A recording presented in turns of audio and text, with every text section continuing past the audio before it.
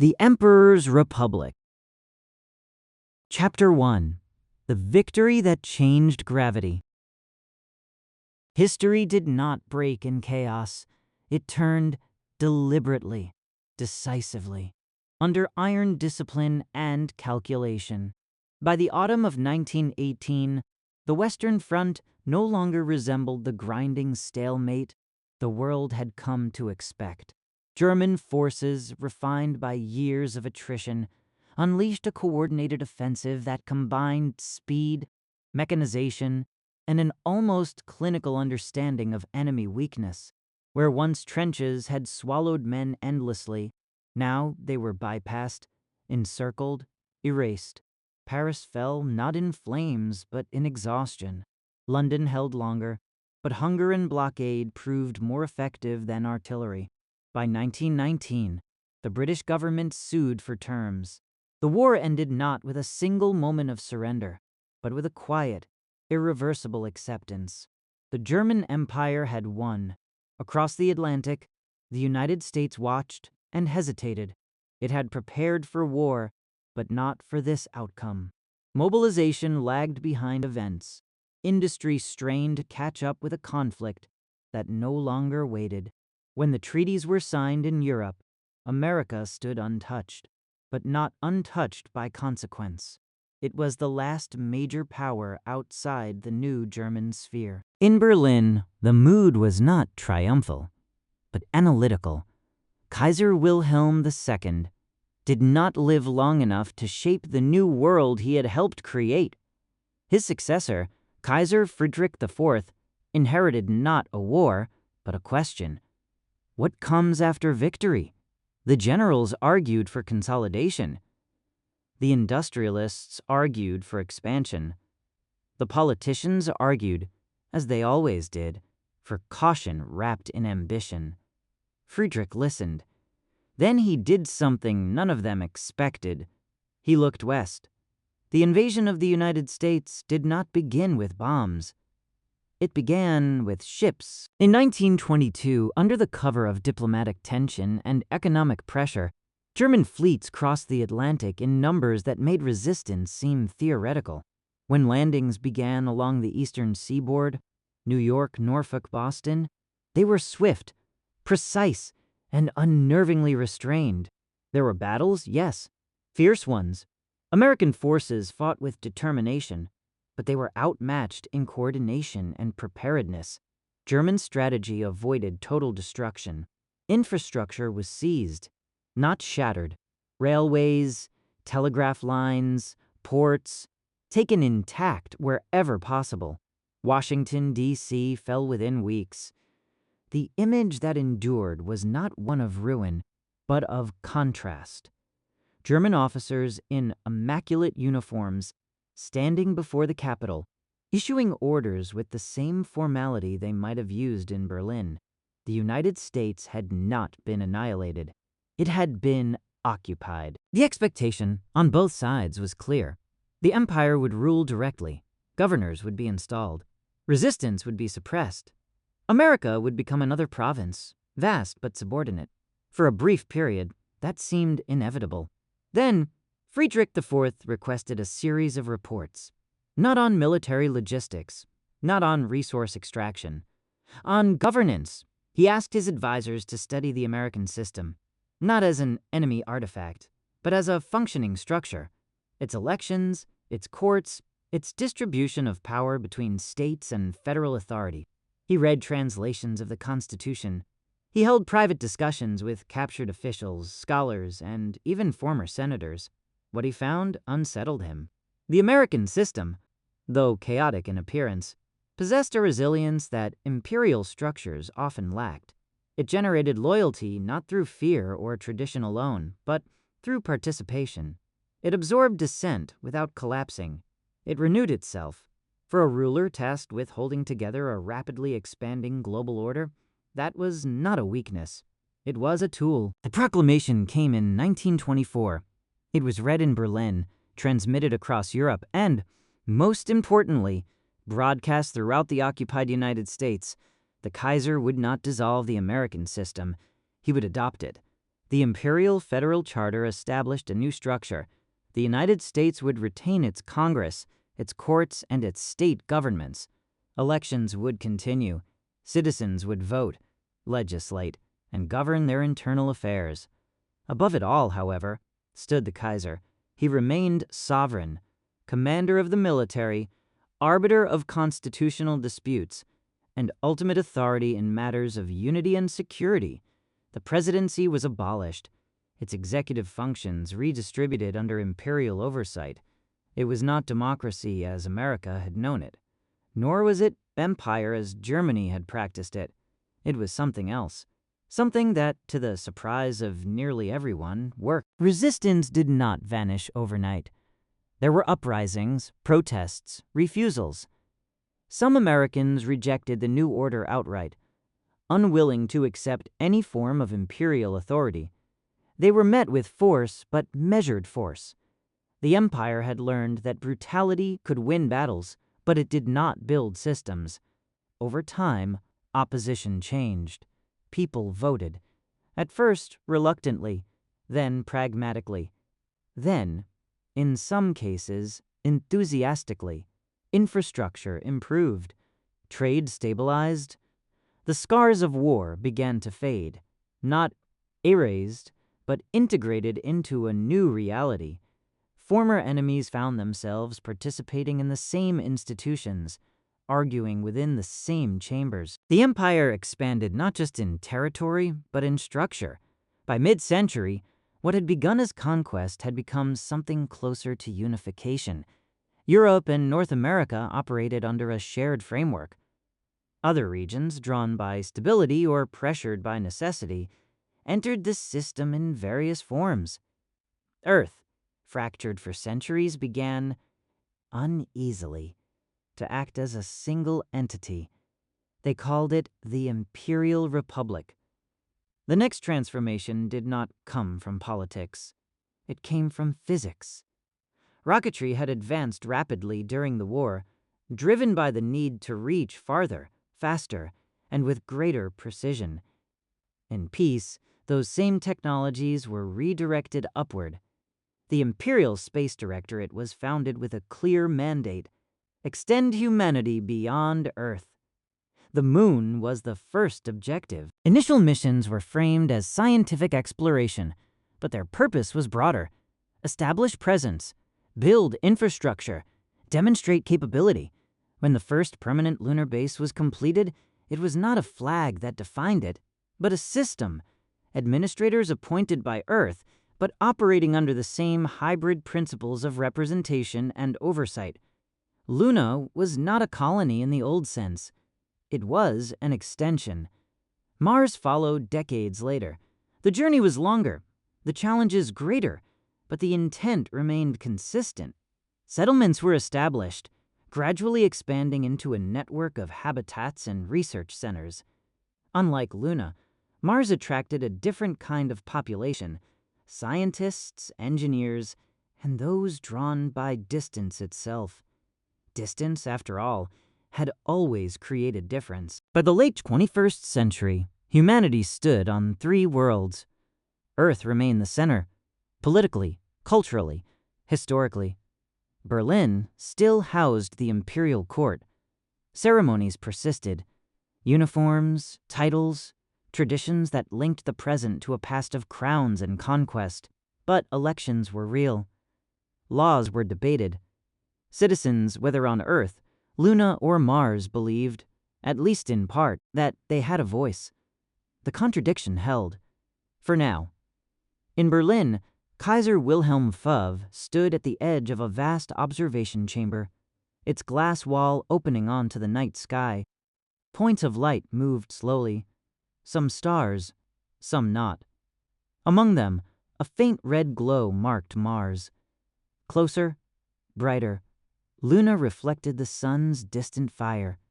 Three worlds, one system. He had been raised to inherit power, but also to understand its limits.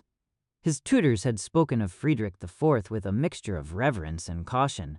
The emperor who had changed everything by refusing to rule in the expected way. Wilhelm wondered, not for the first time, whether that choice had solved a problem or merely postponed it. Behind him, advisors spoke quietly about expansion, about new missions, about the outer planets. The future pressed forward, insistent and vast. But his gaze remained fixed on the worlds already claimed. Empires had always struggled with distance, with difference, with the simple fact that people, given space, tended to become something new. The Imperial Republic had bridged contradictions once. It would have to do so again, because out there, beyond the atmosphere, beyond even Mars, gravity itself no longer held things together, and what replaced it was still uncertain. Chapter 2: The Red Frontier. Mars was the color of old blood at dawn. From the eastern dome of Acheron City, the horizon seemed less like a landscape than a wound across the world, a jagged meeting of rust-red plains and pale sky.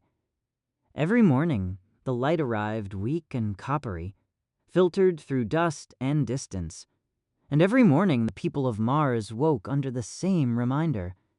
They did not belong to Earth. Not entirely. Annalise Krauss stood before the transparent aluminum pane of the assembly corridor, hands clasped behind her back, watching the sun lift itself over the barren edge of the world. Beneath her, Acheron City stirred to life in quiet, efficient rhythms. Cargo crawlers moved between pressure locks. School groups in dark uniform coats crossed enclosed walkways in tight, laughing clusters.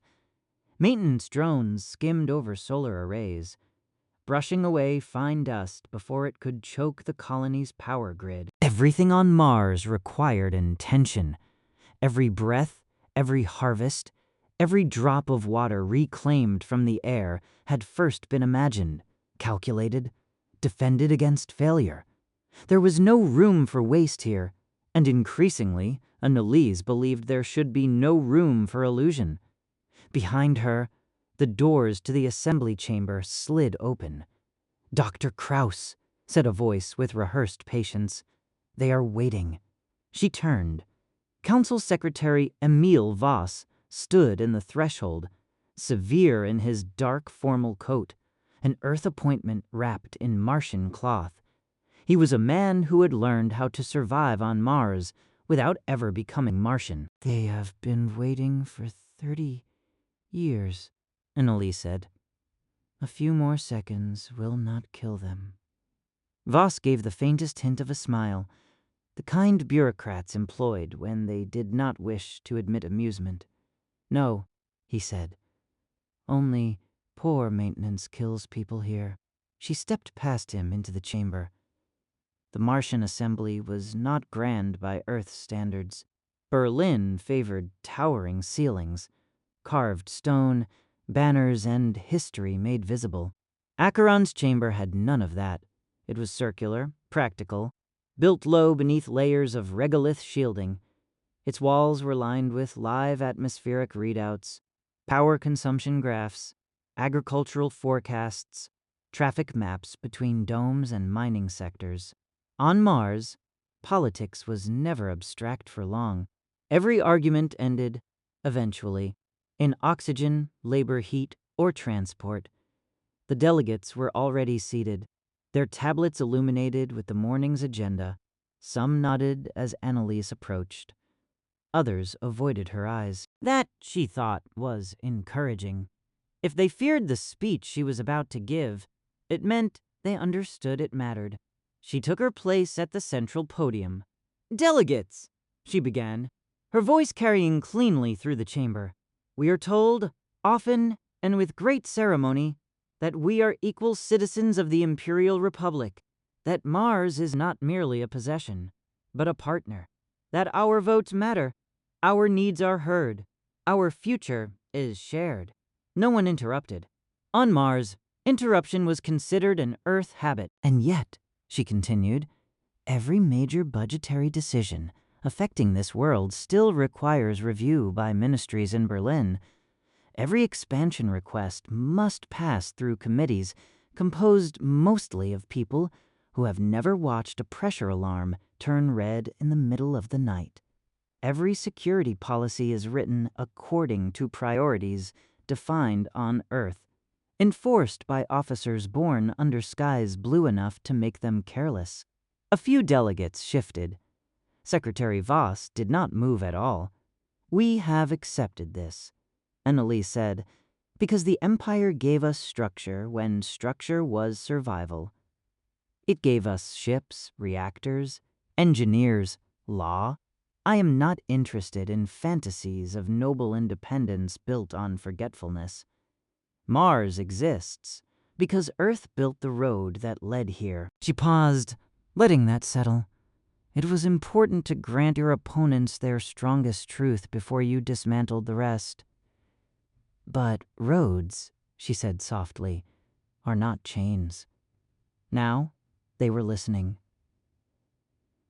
"What was founded as protection has become habit.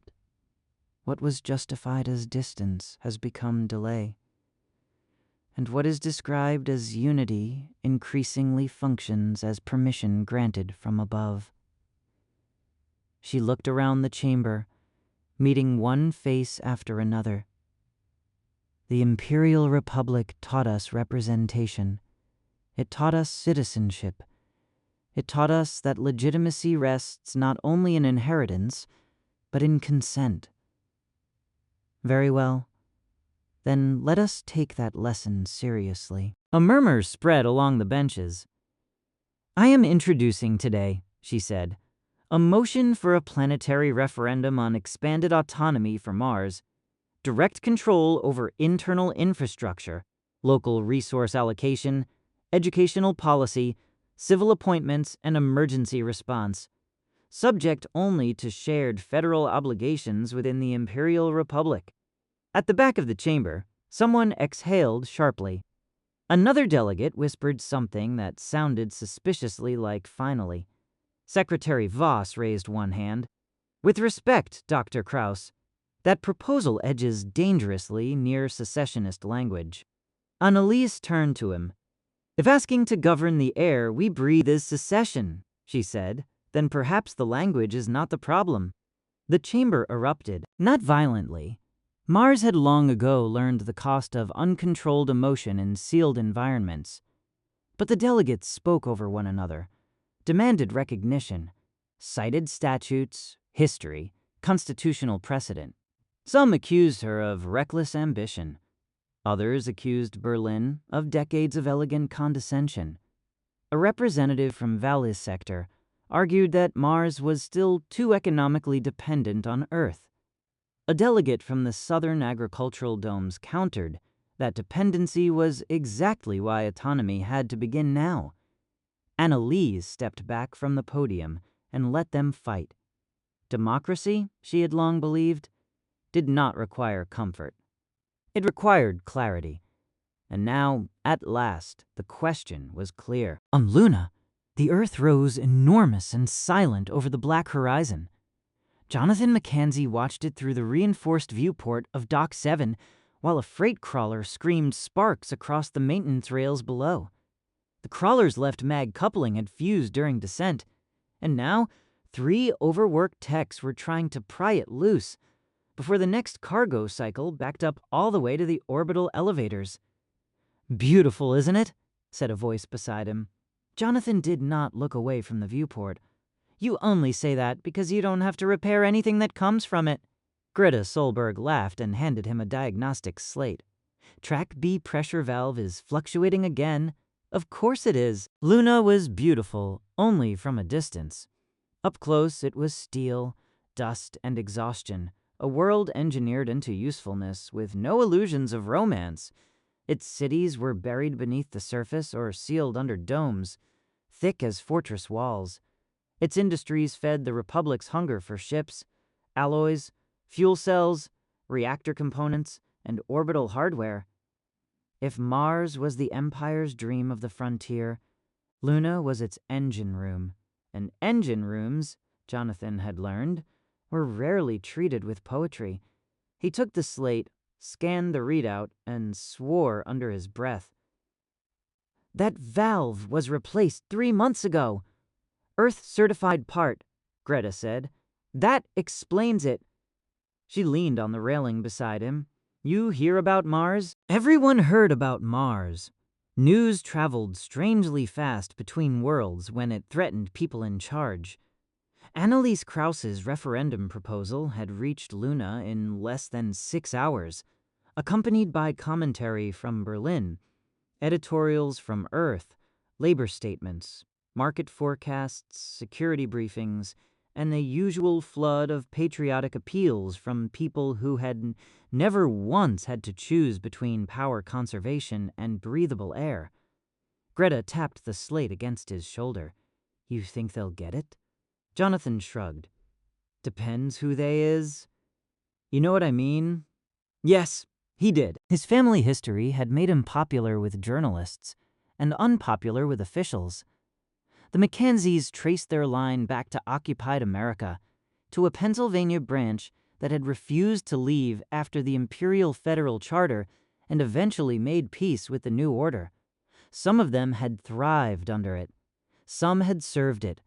Jonathan's grandfather used to say that the empire won because it understood something Americans never had, that people would accept almost anything if it came wrapped in efficiency and just enough dignity.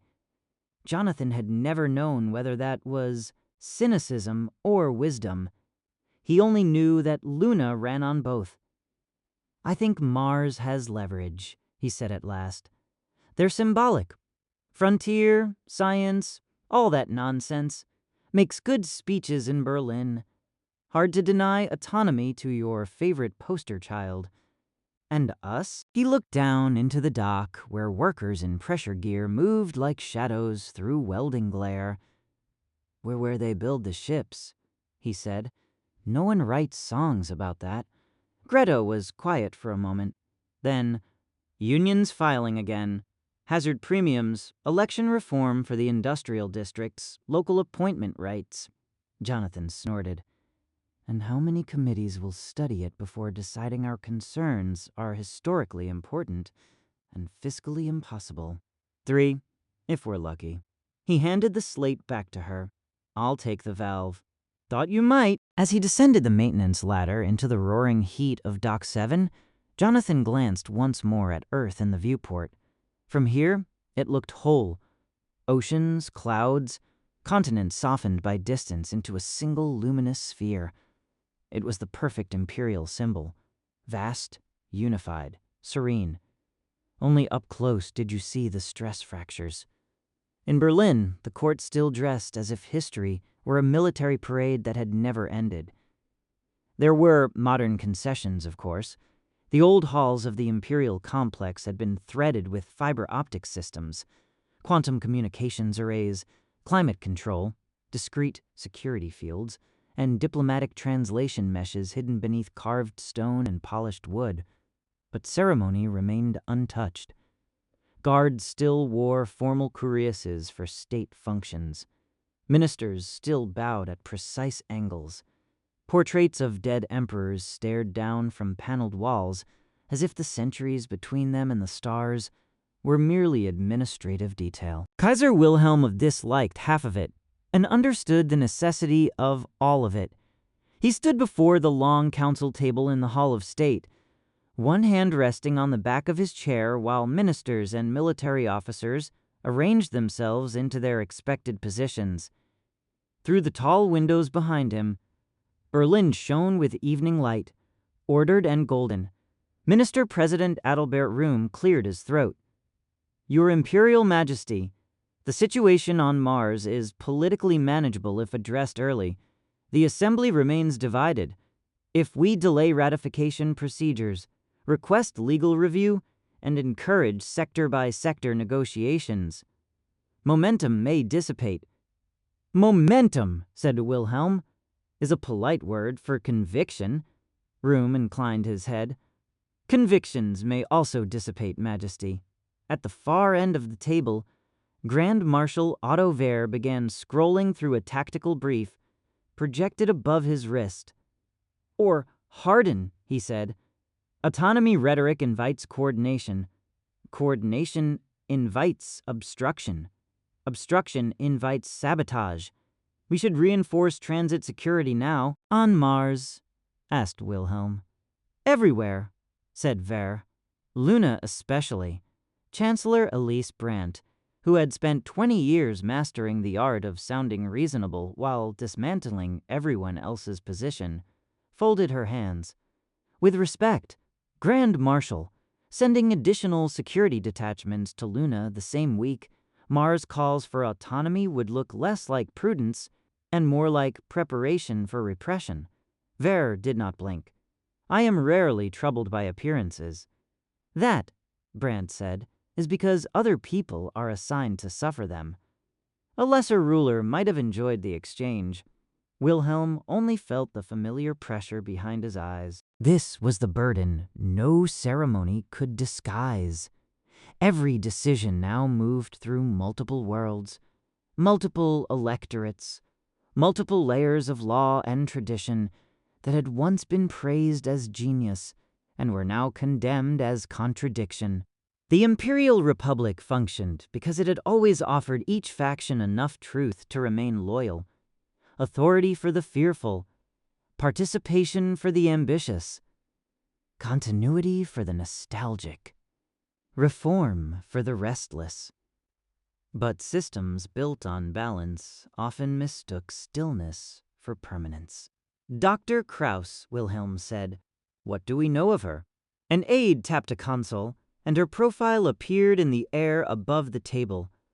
Martian-born to political theorist, assembly delegate, published extensively on federal legitimacy and colonial constitutional evolution. Decorated family record, no criminal history, no radical affiliations unless one counted public literacy campaigns and labor mediation panels as radical. Brandt glanced at the profile. Intelligent, careful, annoyingly principled. "Popular?" Wilhelm asked. "More than she was last week." Room shifted. "Majesty, if this is handled with firmness and restraint, it may yet remain symbolic." Wilhelm looked at him. "Everything becomes real eventually, Minister President. That is what symbols are for." Silence followed. He dismissed the council an hour later with no final decision, which meant in practice that every department would now proceed according to its own assumptions until he stopped them. After the chamber emptied, Wilhelm remained alone by the window. Far below, the city moved in ribbons of light. Somewhere beyond the atmosphere, Luna was turning through darkness. Beyond that, Mars traced its long red path. His great forebear, Friedrich III, had seen in American democracy an instrument of endurance. He had been right. The old empires had broken themselves against modernity because they refused to change. Germany had survived because it had changed first. But change, Wilhelm thought, was a habit no ruler ever fully controlled. Once people were taught to speak in the language of rights, they would use it even against the hand that had educated them, especially then. A discreet chime sounded behind him. "Enter." His private secretary stepped in. "Majesty, the delegates from Luna are requesting an audience next week. Labor representation, industrial governance, dockyard appointment procedures." Wilhelm gave a small, humorless smile. "Mars asks for autonomy," he said. "Luna asks for dignity. Earth asks for patience. And all of them will call it loyalty. Shall I schedule the audience?" "Yes." The secretary hesitated. "And Mars, Majesty?" Wilhelm turned back to the window. "Delay nothing," he said. "If they want the question asked, let it be asked properly." The secretary bowed and withdrew. Alone again, Wilhelm placed both hands on the cold glass. He could already hear the criticism from the court traditionalists, the industrial ministries, the military circles, the old aristocratic families who treated every reform as a temporary fever in the body of empire. They would say he was encouraging weakness. They would say his caution would be read as uncertainty. Perhaps it would. But force used too early created martyrs. Force used too late created wars. And somewhere between those two errors, a ruler had to choose. The referendum campaign transformed Mars. It entered the schools first, then the transit tunnels, the cafeteria lines, the factory canteens, the agricultural domes. Debate panels ran day and night over local channels. Civic forums overflowed. Every pressure corridor seemed to carry some version of the same argument. Was autonomy the natural fulfillment of the Republic's promise? Or the first elegant step toward fragmentation? Annalise spent 14-hour days moving between sectors, speaking to miners, teachers, medtechs, transport coordinators, dome engineers, and young voters born so far from Earth that the planet felt more ancestral than real. She learned very quickly that people wanted honesty more than rhetoric. A systems mechanic in Eo's basin asked her whether local control would actually reduce shipment delays or simply create new paperwork with Martian names attached to it. A widow in the agricultural South asked whether Berlin would punish Mars economically if the referendum passed. A student demanded to know why the empire should keep a hereditary sovereign at all if democracy was genuine. To the first, Annalise said, "No law abolishes incompetence, but distance makes it easier to hide." To the second, possibly. That is why we must negotiate from legitimacy, not fury. To the third, she answered more slowly, "Because symbols outlive systems," she said, "and sometimes it is wiser to reduce a crown than to destroy it. People fight harder over humiliation than over structure." The student frowned. "That sounds compromising." "It is," Annalise said. "Politics is where ideals go to survive contact with other people." Her opponents campaigned just as hard. Secretary Voss emerged as the leading voice of the Loyalist bloc, arguing that Mars already possessed exceptional influence for a frontier world, and that further autonomy risked duplication, inefficiency, and eventual constitutional crisis. He was not a fool, which made him dangerous. He never threatened openly. He simply repeated, in 100 refined forms, that the Republic had carried Mars through its most fragile decades and should not be repaid with impatience. For a time, the race remained close. Then Berlin made a mistake. A senior Earth minister, speaking in what was clearly meant to be a private strategy session, but was leaked within hours, referred to the Martian question as a colonial theatricality that will subside once the freight guarantees are clarified. On Earth, it might have been dismissed as ordinary arrogance. On Mars, it detonated. Turnout projections surged.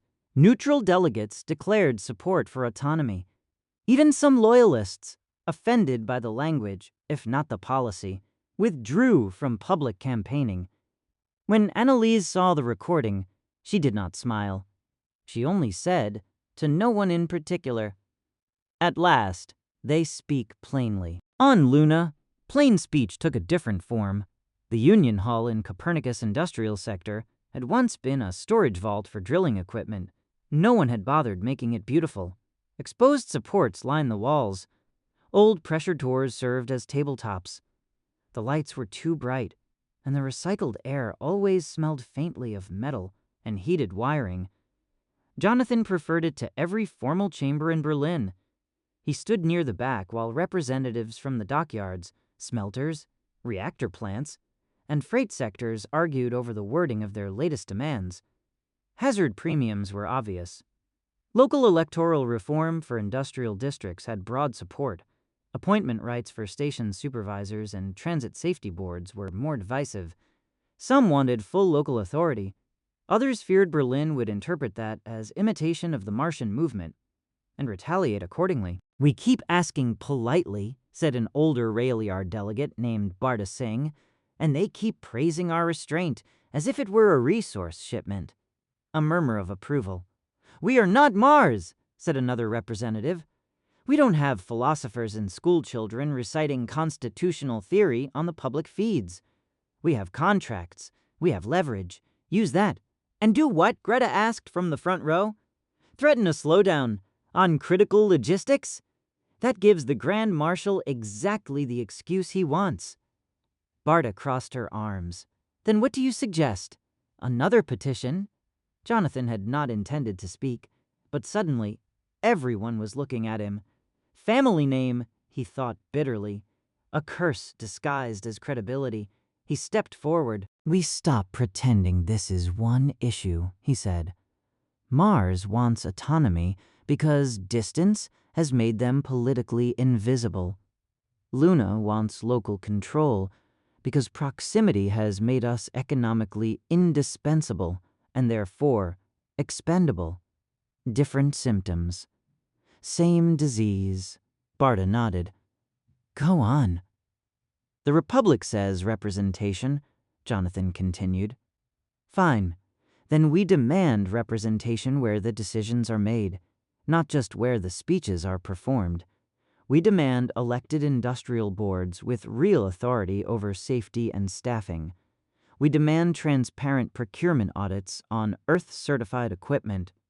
We demand that no security expansion occur in lunar sectors without local review.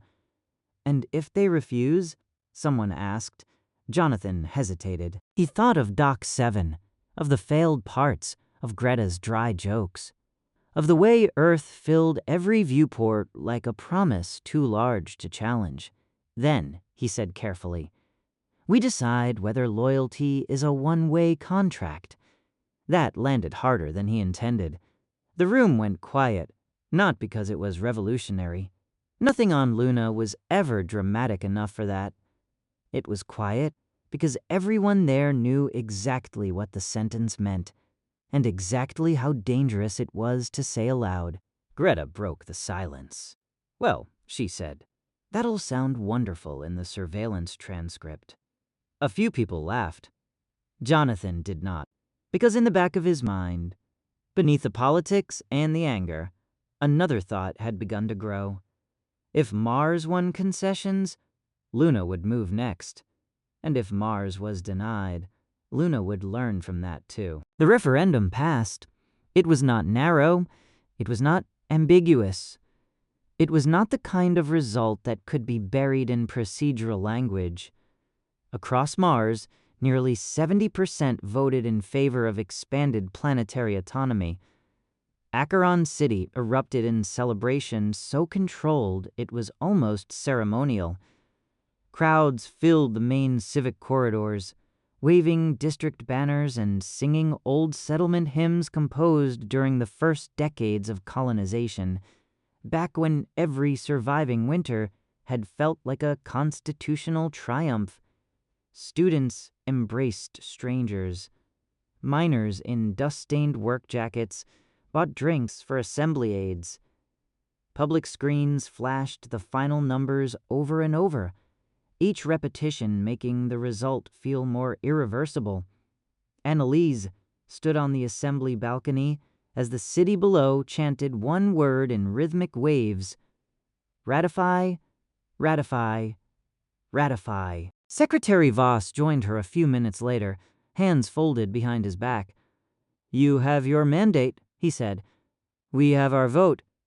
Annalise corrected. He glanced down at the crowd. You realize Berlin will not reward being cornered.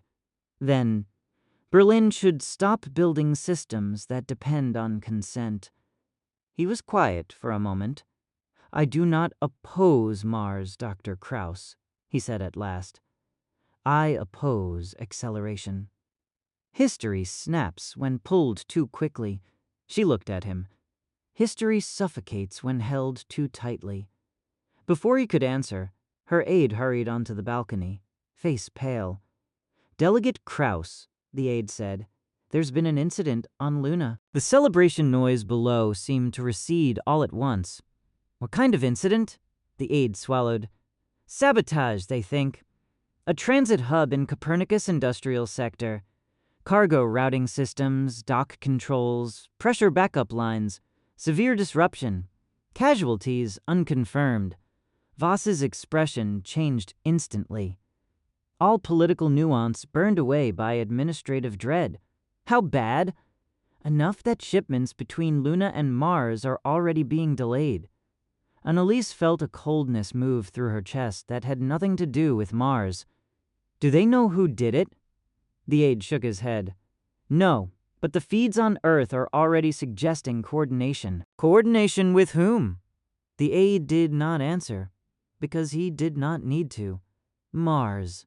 Of course. The timing was too perfect. The symbolism too useful.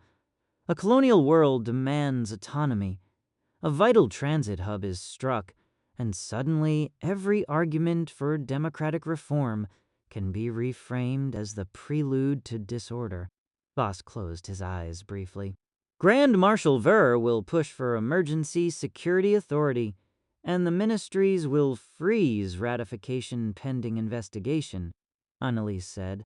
Neither of them pretended otherwise. Below, the crowd was still chanting, still celebrating a victory that had already begun to change shape. Ratify, ratify, ratify. But now the word sounded less like triumph than warning. Dock 7 was dark when Jonathan crawled out from beneath the emergency conduit, not unlit. Luna never permitted that kind of incompetence in active sectors. But dark in the deeper sense. Systems down, corridors sealed, traffic halted, air full of that strange metallic stillness that followed mechanical violence. Hours earlier, a coordinated failure had torn through the Copernicus transit hub, taking out routing controls, magline synchronization, pressure backups, and 2 freight staging locks. 1 worker was dead, 14 were injured. Hundreds of shipments sat stranded in frozen queues while emergency crews tried to prevent a wider cascade. Sabotage, the security bulletin called it. Jonathan wiped black residue from his gloves and stared at the ruined junction box on the wall. It had not failed naturally. Anyone with eyes could see that. Manual override bypassed. Sealant cut. Timing array burned out in a pattern too neat for accident. Greta emerged from the smoke haze carrying a scorched interface board. "You're not going to like this." "I haven't liked anything in 6 years." She held up the board. Signal loop was spoofed from inside the sector. Authorized maintenance channel. Jonathan felt his jaw tighten. "Local? Looks that way." Around them, responders in gray emergency suits moved through the dock with clipped urgency.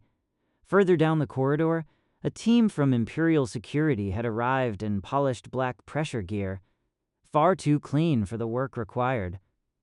Officers from Earth always looked decorative until they started making lists of who to blame. One of them was watching Jonathan now. He recognized the type immediately. Educated.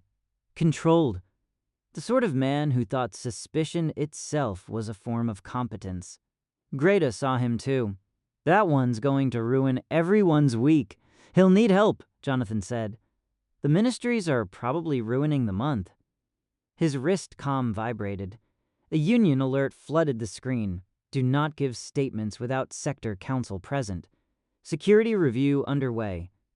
Industrial delegation suspended. Suspended, not delayed, not rescheduled. Suspended." So that was how quickly dignity could be traded for order. Greta read the message over his shoulder and muttered something unprintable. Far above them, through layers of engineered stone and shielded metal, Earth would still be shining in the sky, calm and indivisible. Jonathan looked at the wreckage around him and felt something settle into place. Whoever had done this, whatever they wanted, the result would be the same. Mars would be suspected. Luna would be contained. Berlin would speak the ancient language of temporary emergency and expect gratitude for its restraint. He thought of Annalise Krauss, though they had never met, of Mars chanting for ratification, of Berlin calculating optics, of the old imperial promise that authority and citizenship could coexist forever without one eventually swallowing the other. Maybe it had always been a temporary miracle. Maybe all durable systems were simply elegant ways of postponing their central contradiction. An Imperial security officer approached through the haze. "Jonathan Mackenzie?" he asked. Jonathan looked up. "Yes." The officer activated a slate. "You were on shift in Dock 7 when the failure cascade began." "I was. We need a statement." Greta started to speak, but Jonathan lifted a hand slightly. He was suddenly very tired. Past the officer's shoulder, sparks fell in thin, bright lines from the damaged rail assembly, burning against the dark like fragments of a dying constellation. "Fine," Jonathan said. The officer nodded. "Then come with me." Jonathan took one last look at the dock, at the shattered systems, the halted freight, the workers staring from behind emergency masks. This, he thought, was how unity actually ended. Not with grand declarations, not with banners torn down in dramatic wind, with delay notices, with security reviews, with one dead worker and 100 official phrases ready to explain why it had been necessary. He followed the officer into the corridor without another word, and on Mars, under the red dawn of a different world, the future of the Republic began to turn. Chapter 3: The Crown and the People. The first casualty of a political crisis was always language. By the third day after the sabotage at Copernicus Industrial Sector, every public channel in the Imperial Republic had begun speaking in variations of the same careful dialect. Commentators warned against speculation while speculating continuously. Ministries called for calm while expanding security powers. Editorialists praised unity while selecting, with elegant precision, who had endangered it. On Earth, the incident was called a test of federal integrity. On Luna, it was called a preventable disaster. On Mars, it was called what it most clearly was: timing. Anneliese Krauss stood in the assembly media chamber, facing a bank of hovering cameras and a room full of correspondents who looked hungry in the professional way of people who lived on fracture. Delegate Krauss, one of them said at once, "Do you condemn the attack on Luna?" "Yes," Anneliese said, unequivocally. "Yes." "Do you believe Martian autonomy activists were involved?" "I believe," she said, "that anyone who uses the death of workers to weaken a democratic referendum is not defending the Republic, but feeding on it." A low murmur traveled through the room. Another reporter leaned forward. "Berlin has delayed ratification pending full security review. Are you prepared to comply with that process?" Comply! There it was. The old imperial reflex wrapped in administrative grammar. "I am prepared," Anneliese replied, "to distinguish between an investigation and a burial." The feeds exploded before she had even left the podium. By evening, the phrase was everywhere. Investigation or burial? It appeared in Martian student forums, lunar labor bulletins, Earthside legal roundtables, and the inevitable outraged statements from ministers who disliked being accused, accurately and in public, of procedural cowardice. Secretary Voss found her less than an hour later in the Assembly archives, where the climate systems were kept slightly too cool to preserve old paper records from the first settlement years. "You are making compromise difficult," he said. Anneliese continued scrolling through a digitized constitutional commentary written during the reign of Friedrich IV. "Compromise requires movement from both sides. Berlin is moving. Berlin is postponing." Voss stepped closer. "There are dead workers on Luna. And if this drags for 6 months, there will be more." Anneliese said, finally, looking up. "Different names, different world, same cause." He removed his glasses, polished them with a square of cloth, and put them back on with the exhausted precision of a man who had been reasonable for so long it had become a kind of spiritual injury. "You think too well of political momentum," he said. "You believe legitimacy, once visible, compels action. It does not. Often it merely compels more sophisticated resistance." Anneliese smiled faintly. Then, perhaps sophistication should finally become expensive. Voss studied her for a long moment. You know what will happen if a faction on Mars declares provisional independence. Yes. The Grand Marshal will call it insurrection. The ministries will back him. Earth's moderate blocs will panic. Even those who support autonomy will retreat from you. Yes. And yet, you are thinking about it. That, at least. She did not answer. Because she was. Not because she believed Mars could survive open rupture. Not yet. Not because she wanted revolution draped in constitutional language. But because Berlin had begun treating a democratic vote as something that could be filed indefinitely under security review, and history taught the same lesson every time that happened. People either submitted to the insult, or they made the insult visible. Jonathan Mackenzie had been interviewed 4 times in 2 days, each session less interested in truth than in arrangement. Imperial security wanted sequence, access logs, names, habits, grievances, union procedures, maintenance disputes, unusual conversations, unauthorized entries. They wanted the shape of guilt before they had earned the facts to fill it. The first officer had been cold. The second had been sympathetic. The third had tried familiarity, as if being descended from occupied Americans made Jonathan secretly romantic about federal crisis. The fourth had arrived with a legal attaché and no pretense at all. Now, Jonathan sat in a temporary hearing room overlooking the sealed interior docks, hands clasped on the metal table, while Officer Matthias Rain reviewed a slate with the clipped serenity of a man who mistook control for intelligence. Authorized maintenance channel, Wren said. Spoofed locally. Internal access. You were on duty in the relevant sector. So were 47 other people. 44, Wren corrected. 3 are in medical isolation. Jonathan said nothing. Wren looked up. Your union activities are documented. My breathing is documented. Mr. Mackenzie, this is not a stage. No, Jonathan said. Stages get better lighting. The legal attaché made a displeased note. Wren slid a second slate across the table. Recognize this?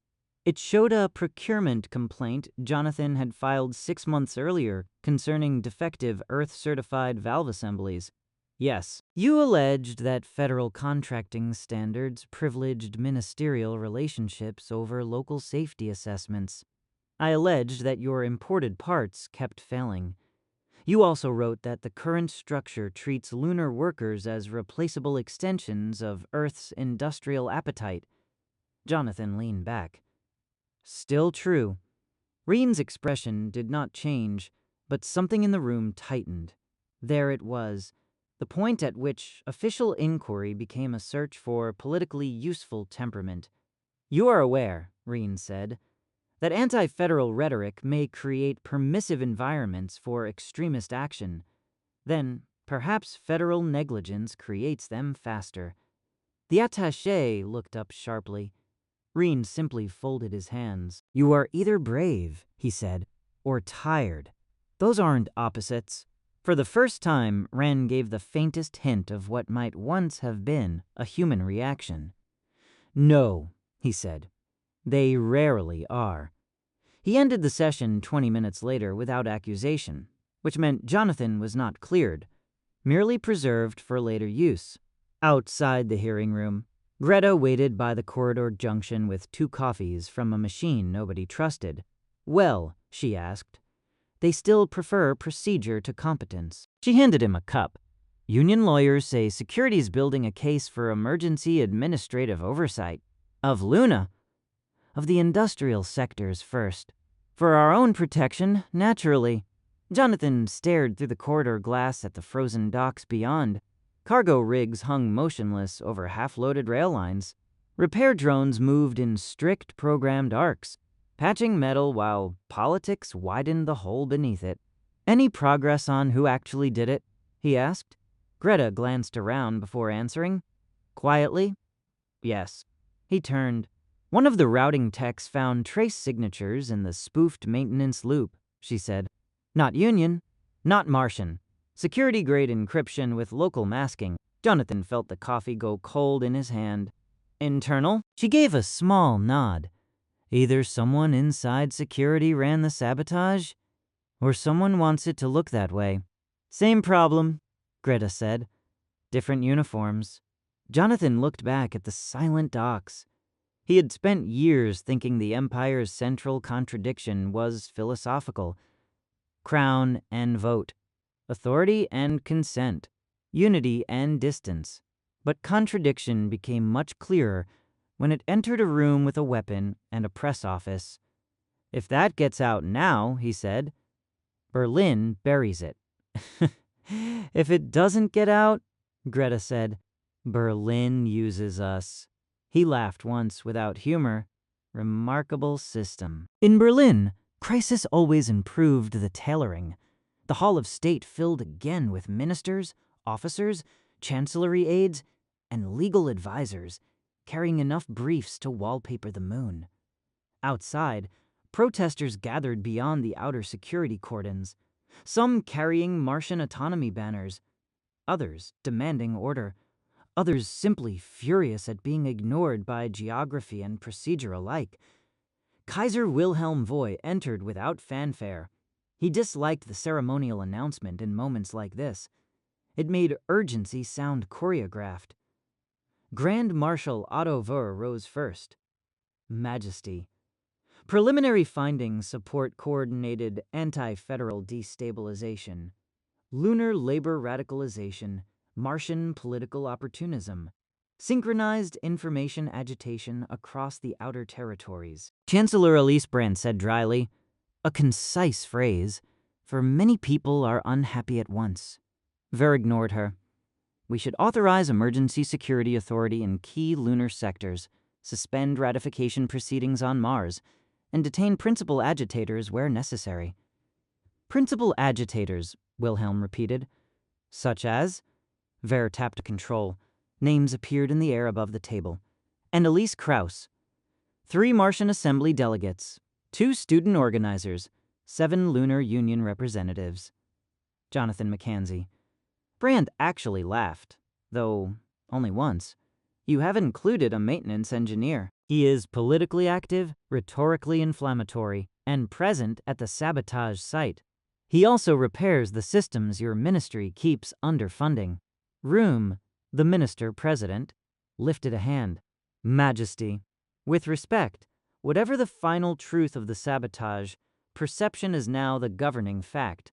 If we appear indecisive, outer sector fragmentation will accelerate. Financial markets are already reacting to shipping instability. Provincial leaders on Earth are demanding assurance that federal authority remains intact. Wilhelm looked from one face to another. There it was again, intact. As if authority were porcelain, as if preserving its shape mattered more than examining the cracks. What evidence links Krauss to sabotage, he asked. Wurr's pause was small but visible. No direct operational evidence, Majesty. The concern is catalytic influence. So, said Wilhelm, none? Majesty, Room said carefully. In constitutional terms, the question is broader than culpability. The referendum cannot be considered in a vacuum once blood has been spilled. Everything is broader when ministers wish to delay it, Brandt said.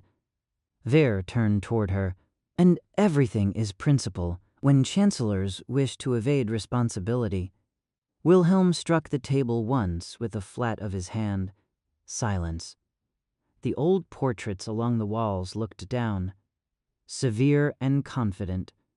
Men who had ruled in ages when dissent traveled no faster than a horse and empire was mistaken for permanence.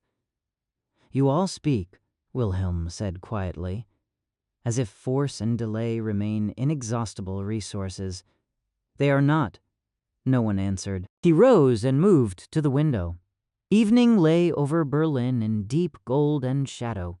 Somewhere out there, beyond the atmosphere, People were deciding whether the Republic meant what it had taught them to say. "My great predecessor," Wilhelm said without turning, "did not preserve the empire by defeating democracy. He preserved it by understanding its utility before his rivals did. He gave the people voice not because he was sentimental, but because he was intelligent." He turned back. "And now you ask me to defend his system by proving it false."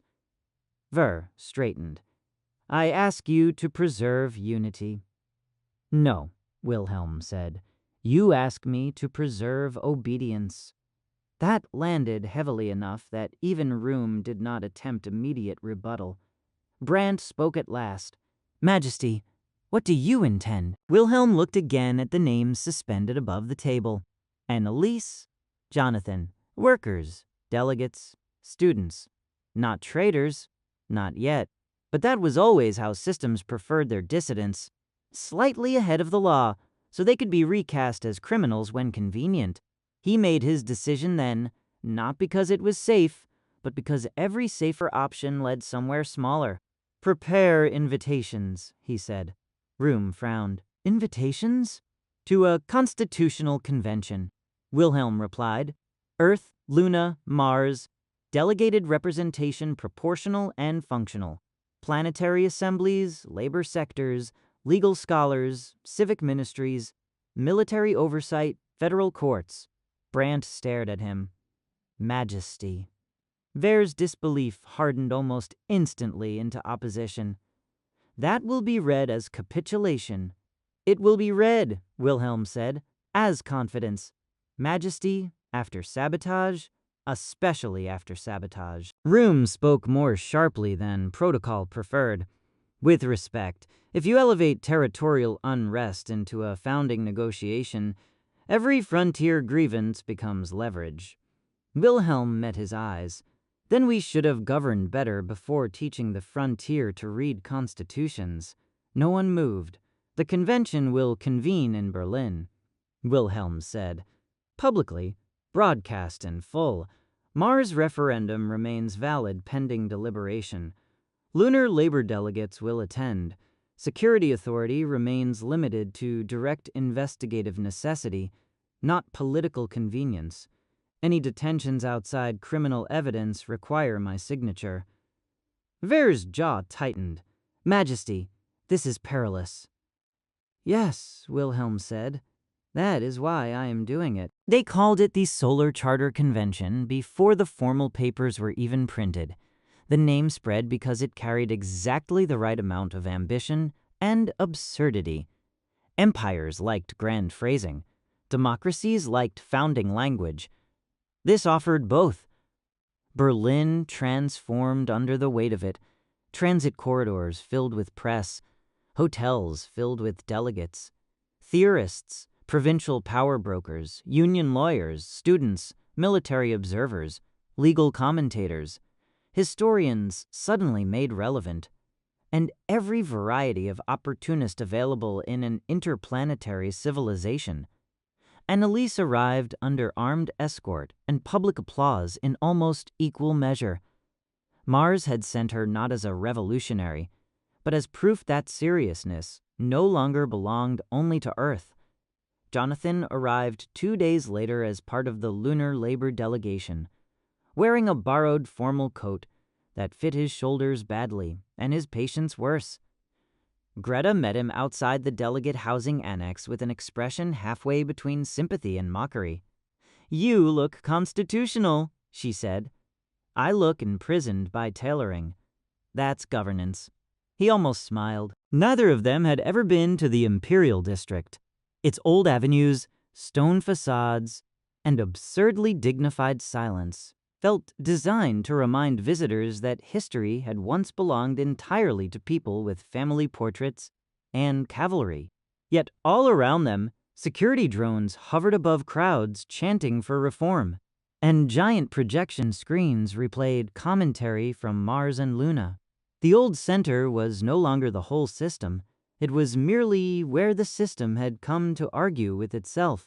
The opening session took place in the Grand Civic Hall, where imperial banners hung beside federal emblems and the 3 planetary seals. The arrangement pleased no one completely, which Anneliese privately considered a good sign. Kaiser Wilhelm V entered in formal black uniform, trimmed with silver, not armored, not softened, every inch the emperor, without needing to perform antiquity. He stood beneath the vaulted ceiling, while the hall settled into a silence, thick with anticipation. When my forebear joined imperial continuity to democratic structure, he began. He did so not out of surrender, but out of recognition. Power survives by adapting to reality before reality destroys it. No applause. Good. We now face a question his generation could postpone, but not abolish. Whether unity across worlds can remain legitimate if one world defines the terms for all others. That earned movement. Small, immediate, alive.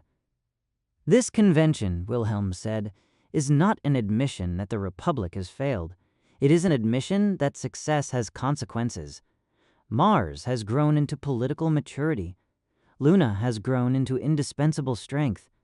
Earth has grown accustomed to centrality. All 3 conditions now demand constitutional answer. He paused. I do not intend, he said, to preside over the slow falsification of a system my house helped build. If the Republic is to remain one civilization, then let us decide openly what form that civilization deserves. This time there was applause, though unevenly distributed. Earth moderates clapped first. Mars followed. Luna, suspicious by instinct, joined last. Jonathan leaned toward Greta. He's good. He's imperial, she whispered back. Same skill set, better wording. The convention nearly collapsed by the 5th day. That was, according to several historians present, the first credible sign it might produce something real. The arguments were relentless. Mars demanded constitutional recognition as a co-equal planetary state with binding authority over internal governance, infrastructure, education, and civil administration. Luna demanded elected industrial councils with power over labor safety, sector appointments, and procurement oversight, plus guaranteed representation not filtered through Earth ministries. Earth's provincial blocs wanted fiscal continuity, defense coordination, and strict federal supremacy in interplanetary transit and military command. Traditionalists wanted the emperor strengthened. Republicans wanted the emperor reduced to ceremony. The legal scholars wanted everyone to define their terms before destroying civilization with them. Anneliese spent hours under the hall lights, arguing not for Martian independence, but for a structure in which independence became unnecessary.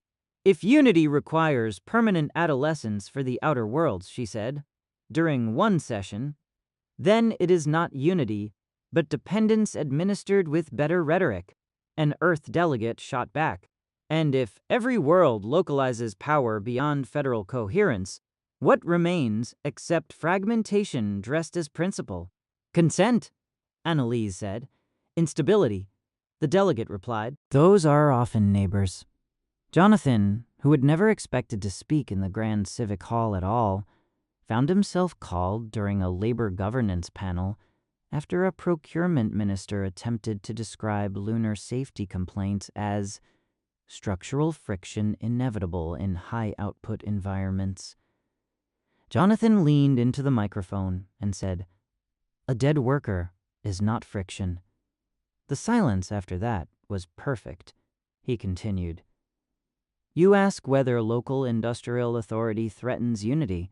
I ask why unity is always threatened by the people doing the work and never by the people ignoring it."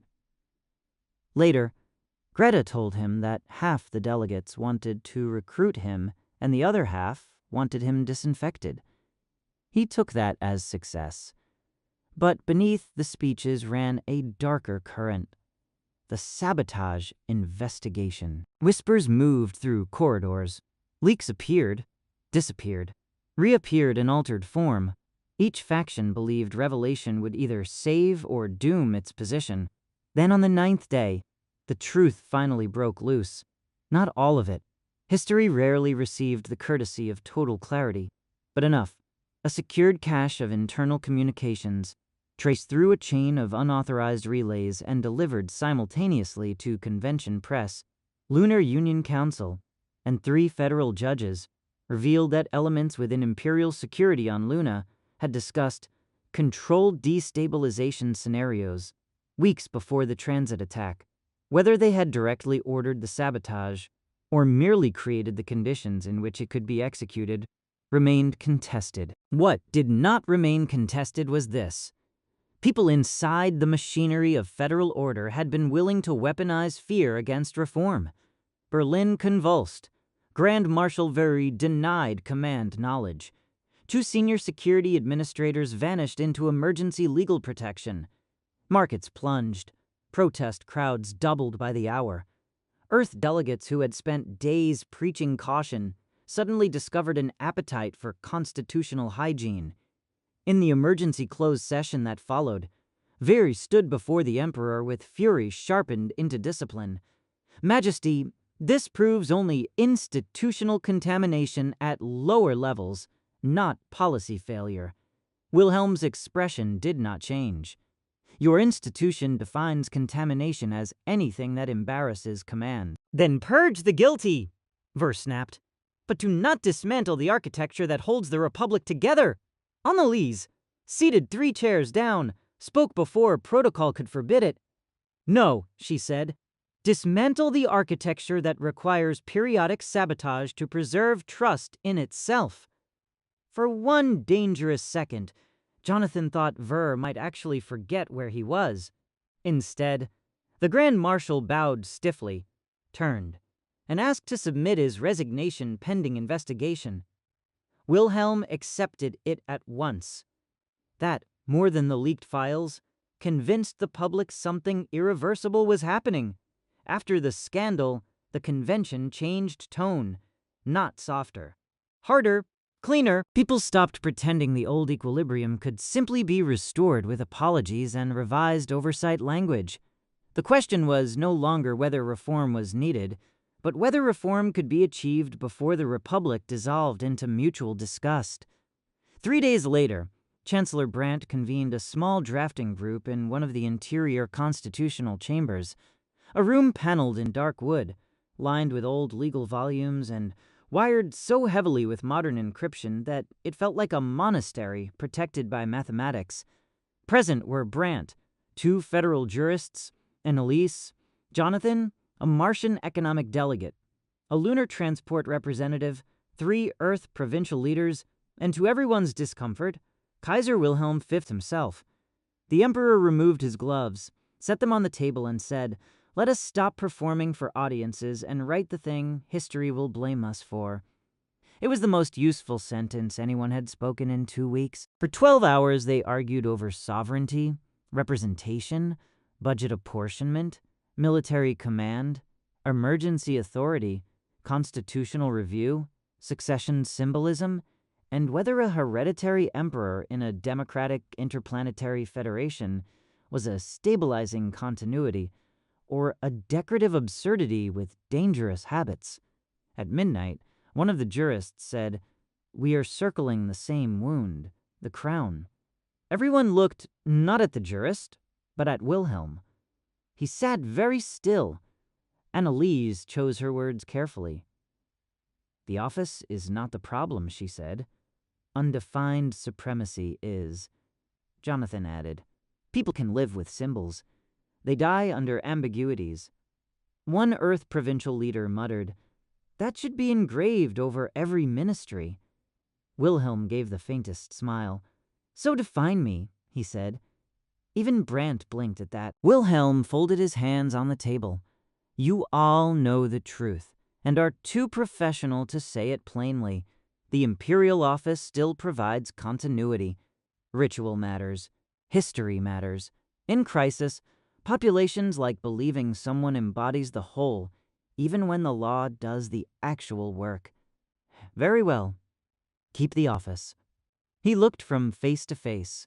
but strip from it every convenience by which future cowards might confuse symbolism with unchecked authority. No one spoke. Then, Annalise, very slowly, nodded. That became the hinge. By dawn, the core structure had emerged.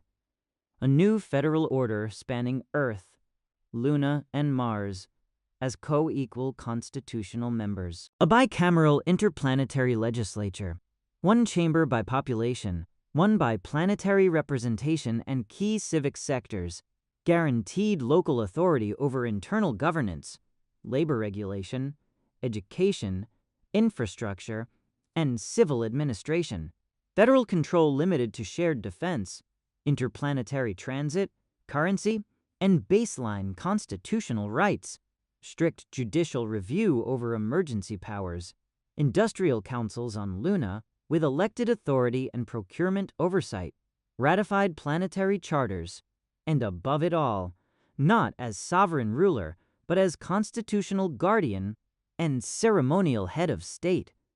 The emperor, not abolished, bound, still crowned, still saluted, still wrapped in history and disciplined spectacle, despined by law, unable to suspend legislatures, unable to govern by inherited instinct, unable to call obedience legitimacy.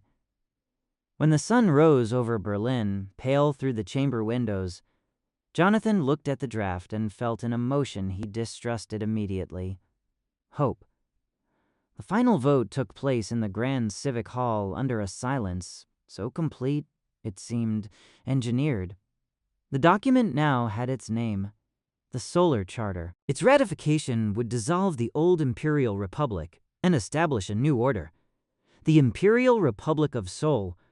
The phrasing had been Brandt's compromise and Wilhelm's instinct. Not Empire of Sol, too naked. Not Solar Federation, too bloodless. This kept the contradiction visible, rather than pretending it had been solved by vocabulary.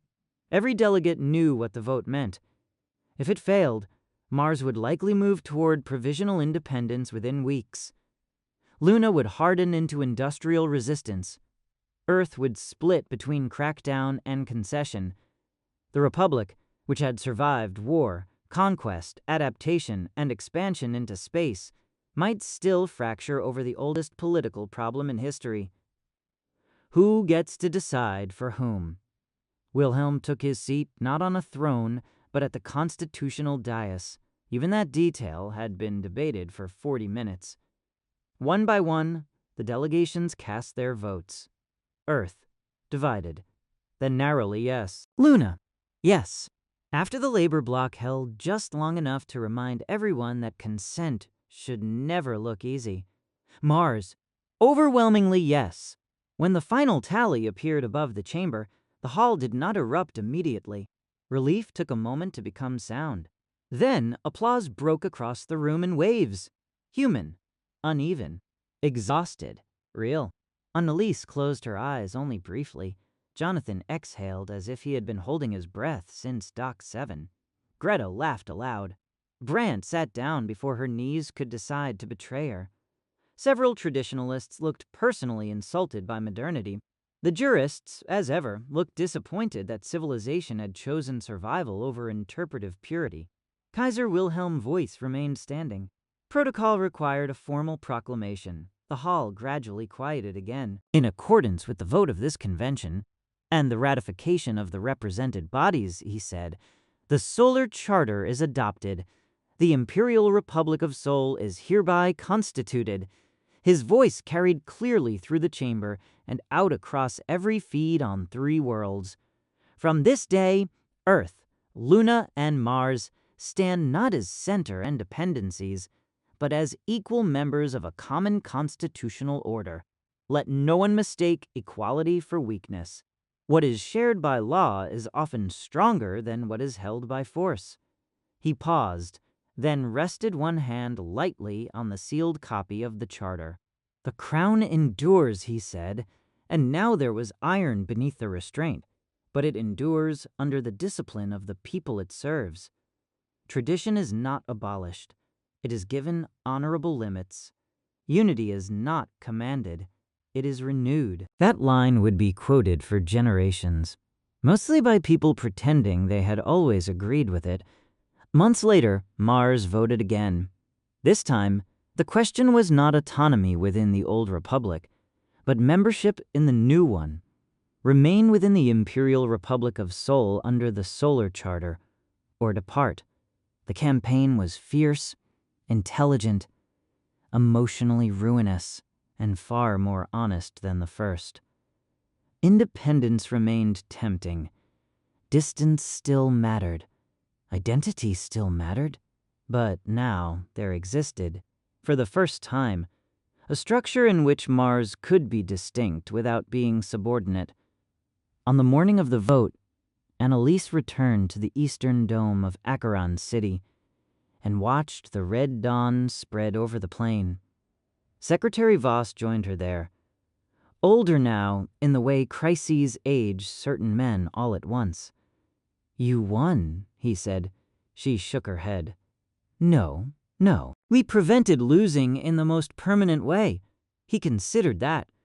Still sounds like victory. Only to people who have not met history. When the result came, Mars voted to remain. Not unanimously, not romantically, but decisively enough to matter. Across Luna, the first elected industrial councils took office within the month. Procurement reforms began. Safety boards acquired actual teeth. Workers discovered with predictable speed that local self-government did not eliminate frustration. It merely made frustration easier to direct at familiar faces. On Earth, ministries learned the humiliation of oversight. Berlin remained the ceremonial heart of the system, but no longer its unquestioned brain. That change showed itself in subtle ways first. Different meeting protocols, altered lines of authority, provincial leaders speaking less like petitioners and more like participants. As for the emperor, Wilhelm adapted with a discipline that surprised even some of his allies. He kept the uniforms, the processions, the ancient dignity, the winter addresses from the old imperial balcony, the funerary rites and investitures and state openings full of silver, velvet, and inherited gravity. He also signed laws he could not rewrite, opened legislatures he could not dismiss, and presided over a civilization that had chosen to keep him precisely because it no longer needed to fear him. That, perhaps, was the strangest transformation of all. Years later, Jonathan stood once more before a viewport, this time not on Luna, but aboard an interplanetary vessel preparing for the long outward burn beyond Mars. The shipyard around him hummed with coordinated life. Lunar-built frames, Martian environmental systems, Earth-side navigation arrays, the architecture of a civilization learning, awkwardly and expensively, how to mean what it said. Greta joined him with 2 coffees, because some rituals improved when repeated. "You ever think," she asked, "about how close it came apart?" Jonathan took the cup. "Every time I see a minister smile," she laughed. Outside the viewport, Mars burned red in the distance. Beyond it, blackness opened toward the outer worlds. "Do you think this is final?" Greta asked. "The charter, the balance, any of it." Jonathan looked at the reflection of the ship lights in the glass. "No," he said. "Comforting. It should be," he replied. "Final systems are usually dead ones. Back on Mars, Annalise taught constitutional history to a generation that considered 3-world citizenship normal and imperial absolutism a bizarre ancestral hobby. In Berlin, Wilhelm prepared to open another federal session beneath banners that no longer meant what they once had, and therefore meant more. On Luna, workers cursed local officials with the intimate venom reserved for governments one actually possessed. Humanity had not escaped contradiction. It had constitutionalized it. And as the vessel's engines began their low-rising thunder, as new routes were plotted toward colder moons and more distant futures, the lesson of the old republic traveled with them. Power could conquer continents. Habit could preserve empires. But only adaptation, humiliating, unfinished, perpetually incomplete adaptation, could carry a civilization from one world to many. The stars ahead did not care what banner humanity flew among them, but somewhere, between ceremony and law, between crown and citizen, between inherited grandeur and negotiated consent, people had built a form strong enough to continue. Not perfect, not eternal, but alive, and for history, that had always been the rarer achievement. Thank you for listening. If you like this story, please subscribe for more.